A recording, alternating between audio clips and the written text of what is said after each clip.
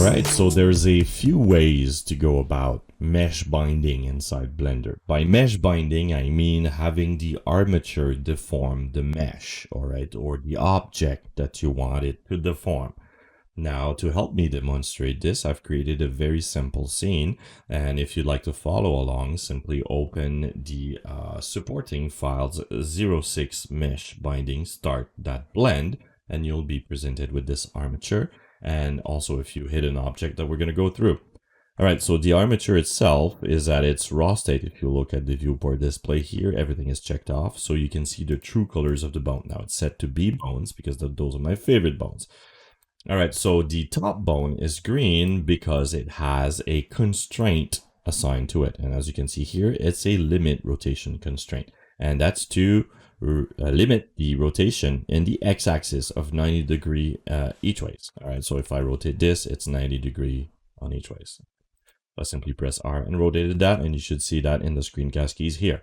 You'll also notice that with this bone selected, a few of the locks are actually on to prevent me from rotating or moving them in the wrong direction. So I only have the X and the W for the quaternion, and if you're set to Euler, just simply keep the X unlocked. That's really up to you.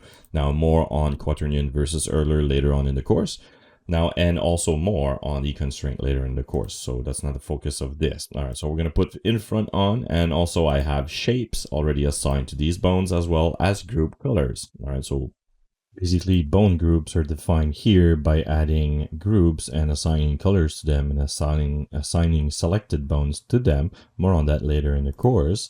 And then we also have the actual viewport display of the bone. Here you can add a custom object that you model in order to represent that bone. More also on that later on in the course. Now this is the armature that we're going to work with.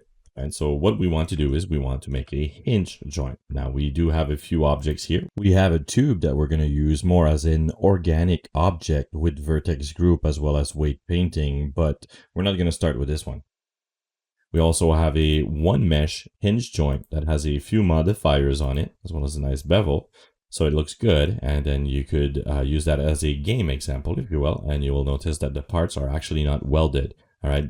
They are one mesh, but they're not actually merged with one another. So they have a freedom of movement. It's something that is really, really important when you're actually binding a mesh to an armature. All right. So we also have a very complex hinge joint that was created by 80, which looks awesome, and it's comprised of a bunch of little parts. Now, you might think that this is going to be the hardest one to actually bind to this, but that couldn't be further away from the truth, simply because there's no easier way than to just select the objects and parent them to the actual bone, especially for something like this, all right? Now, there's one thing that you do have to take into consideration before doing so, and it's that your transforms are actually applied. So all your locations are zeros, all your rotations are zeros, and all your scales are 1. Now, we do not worry about the dimension simply because this is the bounding box of each object in the space. All right, so it has nothing to do with the scale of the object in terms of object scales, right? So if you do not have that, and that your pivot points are not at the same place than the actual armature, then you should simply select all the objects and then shift select the other ones. And if you've selected the armature and cannot select the objects, simply go under Edit and then turn off Lock Object Modes. That actually prevent, if it's on, from going away from the object mode. So you won't be able to go back and forth from pose mode to object mode of objects and such. All right, so just keep that in mind. All right, with everything selected, simply go to Object, Apply, All Transform, or use the shortcut key Control A.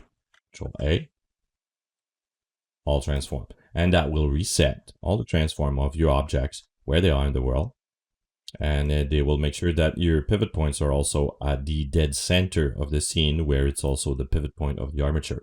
Now, this is to ensure that if you export that both object will end up at the same position in space. If you do not do that, you might end up with the parts at the wrong place, and that will actually break the rig, and you do not want that to happen. All right, so now that we have that done, we simply select all of the objects that we want assigned to one of the bone. We shift select the bone, again, by having lock object modes off, because otherwise you wouldn't be able to do enter object in different modes selection, right? So you do that and you press Control P, and then from there we have quite a few options. If you choose object or object keep transform or without inverse and so on, that will actually only parent it to the armature object itself and not to the bone. Armature deforms is when you're using an actual modifier that is an armature modifier, and then you're using vertex group to actually assign the weight. And then we have bones, which is the one that we're going to use now to actually parent directly the object to the bone.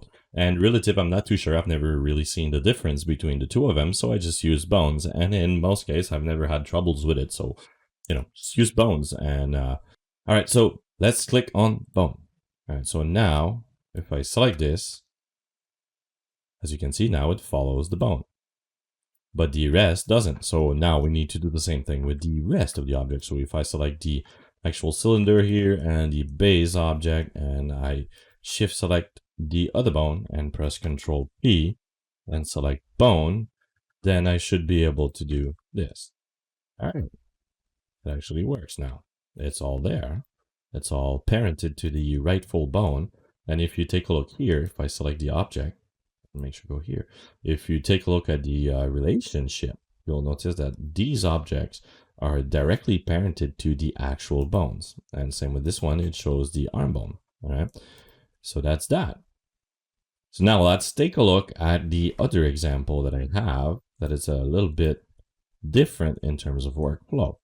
Now in this simple joint, what we need to do, because it's one object, we need to add a modifier.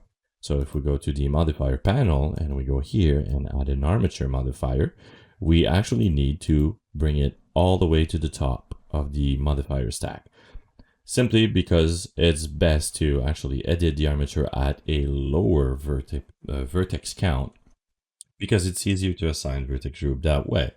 And it's also, a lot faster. So if you select the little picker here, you can actually go and select the armature directly.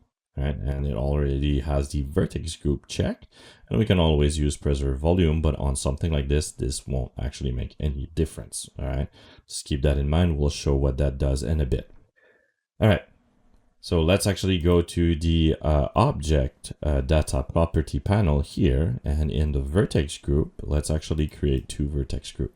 All right, we need a vertex group for each of the bone that we want to actually separate this object into. All right, so we've got two bone. One of the bone is called arm in small letters, as well as the other one, which is called forearm in small letters as well. So all we need to do is to select the object, go into edit mode, select the vertices that we want for the forearm, press Control plus a few times until all that part of the object which is not welded to the other is selected. And then from there, let's select the top group here and call it forearm in small letters, and then assign a weight of 1. Okay. So now, alternatively, we want the bottom parts to be affected by the arm, so we simply need to call this one arm. All right, so rename the second group arm. Then from there, you could select each of the vertices and shift select that one and press Control plus a few times. But in this case, we can actually just press Control I and invert the selection. All right, so let's assign that to the arm bone with a weight of 1.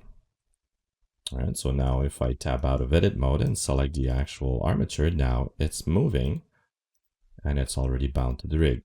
Now that's the easiest way to go about it when you're actually binding this type of object for a game. So it's one object. It's a lot faster to do it by assigning the vertex group as opposed to painting it for something this complex.